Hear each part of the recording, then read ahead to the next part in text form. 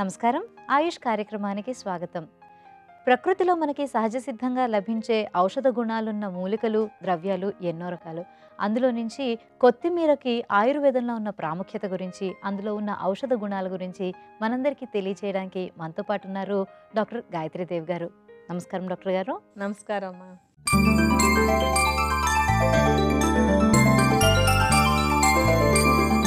Doctor గారు, మనం సాధారణంగా కొత్తిమీరని కూరల్లో లేదంటే పప్పు, చారులో వీటిలో వేసుకుంటూ ఉంటాం సువాసన కోసం. సో, అయితే అసలు కొత్తిమీరలో కూడా ఆరోగ్యానికి ఉపయోగపడే ఔషధ గుణాలు ఉంటాయంటారా? ఉన్నాయమ్మా, తప్పకుండా ఉన్నాయి. ఏంటంటే మనం తీసుకునేటువంటి ఆహార పదార్థాలు కానీ, ఆహారపు అలవాట్లు కానీ చాలా వరకు ఆరోగ్యం మీద లేదంటే ఔషధ గుణాల మీద ఆధారపడే ఉంటాయి. అందుకనే మనం రోజు తీసుకునేటువంటి ఆహారంలో కొత్తిమీర ఇవ్వనివ్వండి, కరివేపాకు, అల్లం, పచ్చిమిరపకాయలు ఇవన్నీ కూడా మనకి చాలా చక్కగా ఆరోగ్యానికి ఉపయోగపడేటువంటి పదార్థాలే. ముఖ్యంగా కొత్తిమీర ఏంటంటే మన జీర్ణ మండలం మీద చాలా మంచి ప్రభావాన్ని చూపిస్తుంది. అంటే జీర్ణశక్తి బాగుండేలాగా చేస్తుంది. తిన్నది చక్కగా అరగడానికి బాగా సహాయపడుతుంది. అలాగే ఏంటంటే ఇది చక్కగా అరగటం వల్ల కడుపులో గ్యాసెస్ అవి తయారవ్వవు. కడుపులో చాలామందికి ఉబ్బరంగా ఉంది, గ్యాస్ తయారైపోయింది, గ్యాస్ పట్టేసింది అలా అంటూ ఉంటారు కదా. అలాంటివి ఏమీ రాకుండా ఉండడానికి కూడా కొత్తిమీర చాలా బాగా సహాయకంగా ఉంటుంది. అంటే పేగులు మొత్తాన్ని హెల్తీగా ఉంచడానికి మనకి కొత్తిమీర చాలా ఉపయోగపడుతుంది. అలాగే ఇంకొకటి ఏంటంటే ఇటీవల కొన్ని పరిశోధనలు చేశారు. ఆ పరిశోధనలో వాళ్ళు తెలుసుకున్నది ఏంటంటే కొత్తిమీరకి ఫుడ్ పాయిజనింగ్ని ఆపేటువంటి గుణం కూడా ఉందని చెప్పాను. ఏంటంటే మామూలుగా ఫుడ్ పాయిజనింగ్ అంటే ఏంటంటే మనకి కొన్ని అనారోగ్యకరమైన పదార్థాలు, నిల్వ ఉన్న పదార్థాలు తింటూ ఉంటారు కదా, తిన్నప్పుడు ఫుడ్ పాయిజనింగ్ అవుతూ ఉంటుంది. అలాంటి పదార్థాల్లో చాలా హాని చేసేటువంటి కొన్ని తీవ్రమైన బ్యాక్టీరియా తయారవుతూ ఉంటాయి. అటువంటి బ్యాక్టీరియా ఉన్నప్పుడు కూడా కొత్తిమీర కనుక దానిలో కలిపినట్టయితే, బాగా కలిపినట్టయితే ఆ పాయిజన్ గుణాలు వాళ్ళకి లేకుండా, అంటే ఫుడ్ పాయిజనింగ్ని అరికట్టగలిగినటువంటి గుణం కూడా కొత్తిమీరకు చాలా బాగుంది అని చెప్పి ఇటీవల పరిశోధనలో కూడా కనిపెట్టారు. ఓకే. అయితే కొత్తిమీరని ఎలా వాడుకుంటే అనారోగ్యాన్ని మనం అరికట్టొచ్చు? లేదంటే గనక ఆరోగ్య సమస్యలు రాకుండా ఏ విధంగా చూడొచ్చంటారు? అంటే ఇప్పుడు కొన్ని కొన్ని మామూలుగా మనం రెగ్యులర్గా ప్రతిరోజు ఆహారంలో ఎక్కువ పరిమాణంలో కొత్తిమీర కనుక తింటూ ఉన్నట్టయితే మనకి జీర్ణ మండలానికి సంబంధించినటువంటి ఎలాంటి అనారోగ్యాలు రాకుండా అది రక్షణనిస్తుంది. ఊరికే ఏదో ఇంత కొత్తిమీర కాస్త వేసి ఆ తినేటప్పుడు తీసి పక్కన పెట్టేయడం కాదు. దాన్ని మనం తినేలాగా ఉండాలి, తినేసేయాలన్నమాట. ఊరికే ఏదో వాసన వచ్చిందని కాకుండా మామూలుగా తినేటువంటి ఆహారంలో ప్రతి వాళ్ళు ఒక్కొక్కళ్ళకి సుమారుగా ఇంత కొత్తిమీర ముద్ద కడుపులోకి వెళ్ళేలాగా కనుక తీసుకుంటున్నట్టయితే, ఏదో చట్నీ చేసుకుని కానివ్వండి, లేకపోతే చారులోనో పులుసులోనో వేసుకునో, కూరల్లో వేసుకునో ఆ ఆకులు తీసేయకుండా తింటూ ఉన్నట్టయితే జీర్ణ మండలానికి సంబంధించినటువంటి సమస్యలు రాకుండా ప్రివెంటివ్గా, అంటే ముందు జాగ్రత్తగా చాలా బాగా ఉపయోగకరంగా ఉంటుంది. అలా కాకుండా కొన్ని కొన్ని అనారోగ్య సమస్యలు ఉన్నప్పుడు కూడా వాటికంటే పెద్ద పెద్ద మందులు వాడాల్సిన అవసరం లేకుండా కొత్తిమీరను వాడుకుని తగ్గించుకునేందుకు అవకాశం ఉంటుంది. అంటే ఈ కొత్తిమీరని ఆకు రూపంలో తీసుకుంటే బావుంటుందా? రసం రూపంలో తీసుకుంటే ఎక్కువ ప్రభావం చూపిస్తుందంటారా? ఇప్పుడు ఏంటంటే అనారోగ్యాలుగా ఉన్నప్పుడు కొత్తిమీరని ఒక రసం లాగానే తయారు చేసుకోవాలన్నమాట. కొత్తిమీర రసం చేసేసుకుని, అంటే ఇప్పుడు కడుపులో వాయువులు లాంటి సమస్య, అంటే కడుపులో గ్యాస్ కానీ, కడుపు ఉబ్బరం కానీ ఉన్నట్టయితే అటువంటి వాళ్ళు ఏం చేయాలంటే కొత్తిమీరని బాగా శుభ్రంగా కడిగేసి రసంలాగా చేసుకొని, ఆ కొత్తిమీర రసం ఒక పెద్ద చెంచా, అంటే 2-3 పెద్ద చెంచాల రసాన్ని ఒక గ్లాసు మజ్జిగలో, అంటే కమ్మటి మజ్జిగ ఒక గ్లాస్ తీసుకొని అందులో ఒక 2-3 చెంచాల కొత్తిమీర రసాన్ని కలుపుకొని తాగినట్టయితే, అంటే పొద్దున కానీ సాయంత్రం కానీ 2 పూట్ల కూడా తీసుకోవచ్చు. అలా తాగినట్టయితే ఏంటంటే ఈ కడుపు ఉబ్బరం అనేటువంటి సమస్యని తేలిగ్గా తగ్గించుకోవచ్చు. అంటే కడుపు ఉబ్బరం రాగానే కాస్త ఏదో గ్యాస్ వచ్చేసిందని చెప్పి ఏదో ఒక ఇంగ్లీష్ మందు వేసేసుకోవడమో, ఒక సోడా తాగేయడమో చేస్తూ ఉంటారు. అలా ఏమి అక్కర్లేదు. అంటే వాటి నుంచి వచ్చేటువంటి సైడ్ ఎఫెక్ట్స్ ఏమీ అక్కర్లేకుండా హాయిగా 2-3 చెంచాల కొత్తిమీర రసం మజ్జిగ కలుపుకొని తాగినట్టయితే కనుక వాయువులు తయారవడం, అంటే గ్యాసెస్ తయారవడం అనే సమస్య ఉండదు. ఒకవేళ ఆల్రెడీ ఉన్నా కూడా ఈ రసం వల్ల అంటే గ్యాసెస్ తయారయ్యేటువంటి సమస్యని తేలిగ్గా తగ్గించుకోవచ్చు. అలాగే ఇంకోటి ఏంటంటే ఈ కడుపులో పేగుల్లో ఇన్ఫెక్షన్స్ ఉంటూ ఉంటాయి. కొంచెం లూజ్ మోషన్స్ అవి అవుతుంటాయి. చాలామందికి ఏదో తిన్నది అరగకనో, లేకపోతే ఏదో బ్యాక్టీరియా వచ్చో లూజ్ మోషన్స్ అవి అవుతూ ఉంటాయి. అలా లూజ్ మోషన్స్ అవి అయినా కానీ, లేకపోతే అజీర్ణంగా ఉన్నా కానీ కొత్తిమీర రసం ఈ సమస్యని బాగా తగ్గిస్తుంది అనమాట. కొత్తిమీర రసాన్ని సుమారుగా ఒక 30 మిల్లీలీటర్ల పరిమాణంలో పొద్దున్న, మధ్యాహ్నం, సాయంత్రం 3 పూట్ల కనుక తీసుకున్నట్టయితే ఈ కడుపులో ఇన్ఫెక్షన్స్ వల్ల వచ్చేటువంటి లూజ్ మోషన్స్ తగ్గడానికి కొత్తిమీర రసం చాలా బాగా ఉపయోగపడుతుంది. అలాగే ఇంకొకటి ఏంటంటే పెద్ద పేగుల్లో పూత అనేటువంటి మాటను చాలామంది వింటూ ఉంటారు. అల్సరేటివ్ కొలైటిస్ అంటాం అనమాట. ఇది అంటే సామాన్య పరిభాషలో పెద్ద పేగులో పూత అంటూ ఉంటారు. ఈ పూత సమస్య అనేటువంటిది చాలా తీవ్రమైన సమస్య. దానికి పెద్దగా మందులు వాడడం, పెద్ద ఇన్వెస్టిగేషన్స్ చేయాల్సి రావడం, అంత మందులు వాడినా కూడా అది పెద్దగా తగ్గకపోవడం ఇలాంటివి జరుగుతూ ఉంటాయి. అలాంటి సమస్య ఉన్న వాళ్ళకు కూడా ఆ పూత తగ్గడానికి కొత్తిమీర రసం చాలా చాలా ఉపయోగపడుతుందన్నమాట. దానికోసం ఏం చేయాలంటే ఒక 3 పెద్ద చెంచాల కొత్తిమీర రసాన్ని తీసుకొని అందులో కొంచెం తేనెని కలుపుకొని రోజు 3 పూట్ల కనుక రెగ్యులర్గా తీసుకోవాలి. కొన్ని నెలల పాటు అలా రెగ్యులర్గా తీసుకుంటూ ఉన్నట్టయితే ఆ పెద్ద పేగుల్లో ఉండేటువంటి పూత తగ్గడానికి కొత్తిమీర రసం చాలా బాగా ఉపయోగపడుతుంది. అలాగే ఇంకొకటి ఏంటంటే టైఫాయిడ్ సమస్య మనకి చాలా ఎక్కువగా కనపడేటువంటి ఇన్ఫెక్షన్ అది. ఈ టైఫాయిడ్ వచ్చినప్పుడు కూడా లోపల పేగుల్లో కొంచెం ఇన్ఫెక్షన్ ఎక్కువ అవుతుంది. ఆ పేగులు చాలా సెన్సిటివ్ అయిపోతాయి అన్నమాట. ఎటువంటి ఆహారం తీసుకున్న వాళ్ళకి లూజ్ మోషన్స్ అయిపోతూ ఉంటాయి. అలాగే టైఫాయిడ్ సమస్య ఉన్నప్పుడు కూడా ఇతర మందులు అవి వాడుతూ ఉన్నా కూడా కొత్తిమీర రసం ఒక మంచి ఔషధంగా ఉపయోగపడుతుంది. కొత్తిమీర రసాన్ని సుమారుగా 3 పెద్ద చెంచాల పరిమాణంలో 3 పూటల పొద్దున్న, మధ్యాహ్నం, సాయంత్రం 3 పూట్ల ఈ రసాన్ని కొంచెం తేనె కలుపుకొని తీసుకుంటున్నట్టయితే కనుక టైఫాయిడ్లో ఉండేటువంటి ఇన్ఫెక్షన్ తగ్గడానికి, టైఫాయిడ్లో వచ్చే పేగుల్లో కూడా సమస్య వస్తుంది టైఫాయిడ్ ఉన్నప్పుడు. ఆ సమస్య తగ్గడానికి కూడా కొత్తిమీర రసం చాలా చాలా బాగా ఉపయోగపడుతుంది. అంటే ఇంతవరకు మనం ఇంటర్నల్‌గా ఎలా తీసుకోవాలి కొత్తిమీరని అనేది తెలుసుకున్నాం కదా! దీని ఎక్స్‌టర్నల్ యూజెస్ కూడా ఏమైనా ఉంటాయా డాక్టర్ గారు? ఉన్నాయి. పైకి కూడా పనికొస్తుంది ఇది.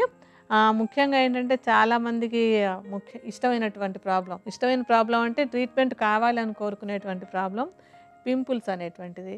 యంగ్ ఏజ్‌లో చాలామందికి పింపుల్స్ రావడం, అయ్యో మొహం నిండా ఇట్లా అయిపోయిందని బాధపడడం, రకరకాల మందులు వాడడం చేస్తూ ఉంటారు. మొహం మీద పింపుల్స్ అవి ఉన్నట్టయితే కనుక కొత్తిమీర రసాన్ని కొంచెం చిక్కగా తీసుకొని దాంట్లో మంచి పసుపు, కొత్తిమీర రసాన్ని కలిపి ఈ రెండింటి మిశ్రమాన్ని మొటిమల పైన ఒక పూతలాగా పూసేసి ఒక 15-20 నిమిషాల తర్వాత కడిగేసుకుంటూ ఉండడం.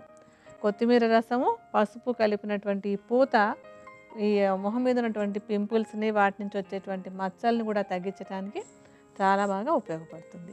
ఓకే డాక్టర్ గారు. అయితే కొత్తిమీర గురించి, దానిలో ఉన్న ఔషధ గుణాల గురించి, ఇంక తర్వాత మనకి ఆరోగ్యాన్నే గాదు, అందాన్ని గూడా ఎలా సంరక్షించుకోవాలి అనే వాటి గురించి చాలా చక్కగా వివరించారు డాక్టర్ గారు. మరి చూసారు కదండీ! కేవలం సువాసన కోసం కొత్తిమీరను అలా వంటల్లో వేసుకొని తర్వాత ఏరి పక్కకి పడేసేయకుండా చక్కగా దానిలో ఉన్న ఔషధ గుణాలేంటో తెలుసుకొని దాన్ని ఎలా వాడాలో కూడా తెలుసుకుంటే కనుక నిజంగా అది మన ఆరోగ్యానికే కాదు అందానికి కూడా చాలా ఉపయోగపడుతుంది. డాక్టర్ గారు, చాలామంది ఎదుర్కొనే మరొక సమస్య మలబద్ధకం. మరి మలబద్ధకానికి ఎటువంటి పథ్యాహారం తీసుకుంటే ఆ సమస్య దూరం అవుతుందంటారు? ఆహారం ద్వారా సమస్యను పరిష్కరించుకోగలిగితే కనుక అది అంటే ఆనందకరమైనటువంటి విషయం. ప్రతిదానికి మందులు అవసరం లేకుండా మనం తినే ఆహారంతోటే ఒక సమస్య పరిష్కారం అయితే బాగుంటుందనే ఉద్దేశంతోటే మనం ఈ పథ్యాహారాలు చెప్పడం మొదలుపెట్టాము. ఇలా మలబద్ధకం తగ్గించుకోవడానికి కూడా తేలికగా హాయిగా మనం ఇంట్లో చేసుకునేటువంటి ఒక వంటకం తయారు చేసుకుని పథ్యాహారం లాగా తీసుకున్నట్టయితే ఈ మలబద్ధకాన్ని తగ్గించుకోవచ్చు. దానికి మనం ఒక ప్రత్యేకంగా ఒక వంటను తయారు చేద్దాం.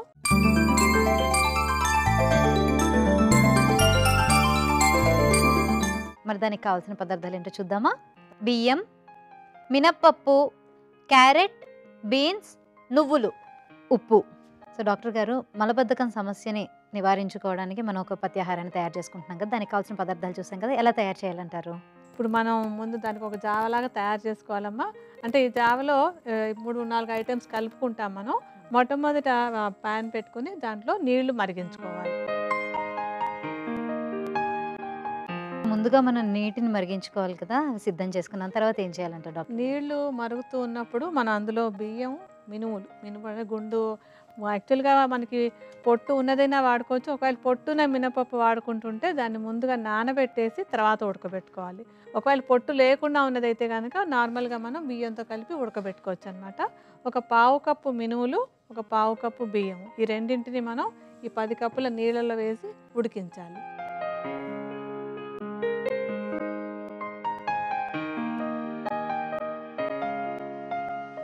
అవి కూడా మనకి బాగా మెత్తగా అయ్యే వరకు ఉడికించుకోవాలి, లేకపోతే పలుకులు పలుకులుగా తెలిసినా పర్వాలేదు? లేదమ్మా, జావలాగా అయిపోవాలి, మెత్తగా అయిపోవాలి. యాక్చువల్‌గా ఏంటంటే ఇది మనకి కొంతవరకు ఉడికిన తర్వాత మనం ఇందులో ఇప్పుడు క్యారెట్ ముక్కలు, బీన్స్ ముక్కలు కూడా వేసుకోవాలన్నమాట. అయితే క్యారెట్, బీన్స్ ఉడకడానికి మనకి మినుములకి, బియ్యానికి పట్టినంత సమయం పట్టదు కనుక ఒకటి ఆ రెండింటిని విడిగా ఉడకబెట్టేసి మనం ఇందులో కలుపుకోవచ్చు. లేదా ఇవి సగం ఉడికిన తర్వాత అంటే బియ్యము, ఈ మినుములు కొంతవరకు ఉడికిన తర్వాత వీటిని యాడ్ చేసుకోవచ్చు. ఎలాగైనా చేయొచ్చనమాట. విడిగా ఉడికించుకొని కలుపుకోవచ్చు. లేకపోతే దీనిలోనే సగం ఉడికిన తర్వాత ఇవి వేసుకొని మళ్ళీ ఉడికించుకోవచ్చు. మనం కొంచెం ఉడికిన తర్వాత ఈ కూర ముక్కలు కూడా అందులో వేద్దాం.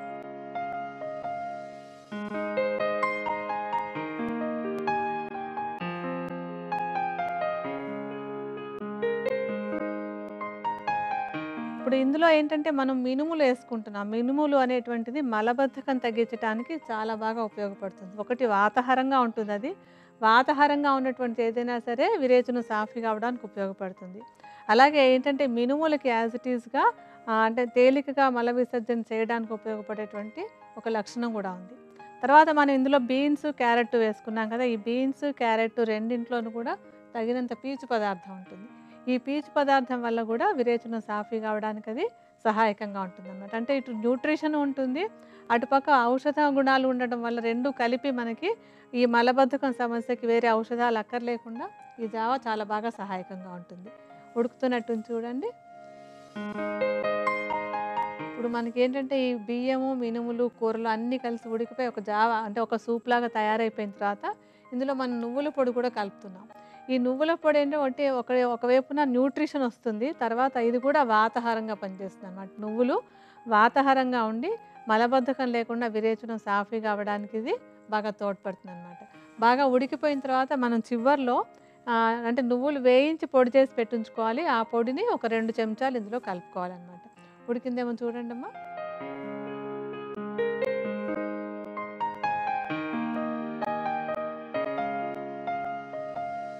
చూడ్డానికి కూడా మనకి ఆ గ్రీన్, ఆరెంజ్ కలర్ అన్నీ కూడా అంటే తీసుకోవాలని కోరిక అనిపించేలాగా కూడా ఉంటుందది. ఇప్పుడు ఇందులో కొంచెం ఒక 2 చెంచాల నువ్వుల పొడిని కలపండి. పిల్లల్లో ఈ సమస్య ఉంటే గనక చక్కగా మనం ఇది కార్న్ సూప్ అని చెప్పేసేసి వాళ్ళకి ఇచ్చేయచ్చు. కార్న్ సూప్ అని చెప్పక్కర్లేదమ్మా. చక్కగా ఏది ఎందుకు పనిచేస్తుందో చెప్తే పిల్లలు కూడా నేర్చుకుంటారు. అది తెలియక వాళ్ళందరూ ఏదో అక్కర్లేని ఆకర్షణలో పడుతూ ఉంటారు. విషయం అర్థమైతే వాళ్ళు కూడా చక్కగా వింటారు దాన్ని.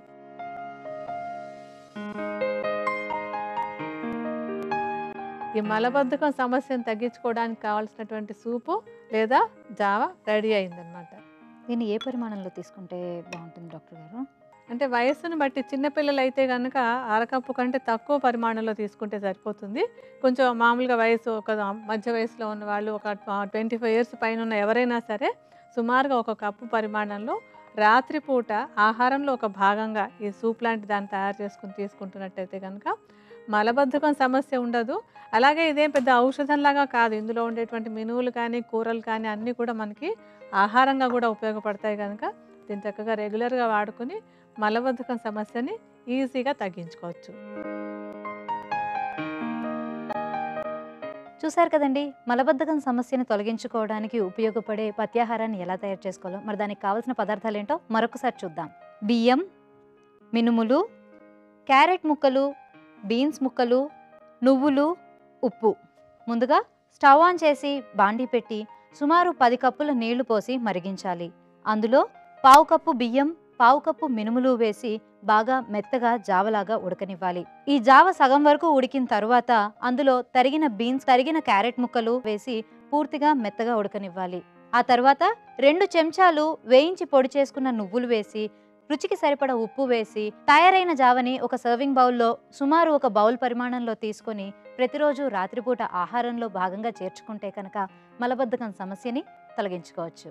మరి డాక్టర్ గారు, ఇంత చక్కటి పత్యాహారాన్ని ఎలా తయారు చేసుకోవాలో ప్రేక్షకులందరికీ చాలా చక్కగా వివరించారు.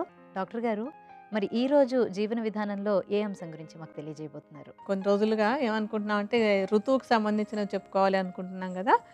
ఈ చలికాలంలో మనం చేయాల్సినటువంటి మార్పులు, ఆరోగ్య రక్షణ కోసం చేసుకోవాల్సినటువంటి మార్పులు ఏంటో రోజు మనం పాటించాల్సిన వాటి గురించి చెప్పుకుంటూ ఉన్నాం.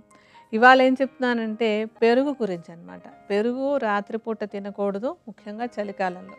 ఈ అంశం గురించి మనం మాట్లాడుకుందాం.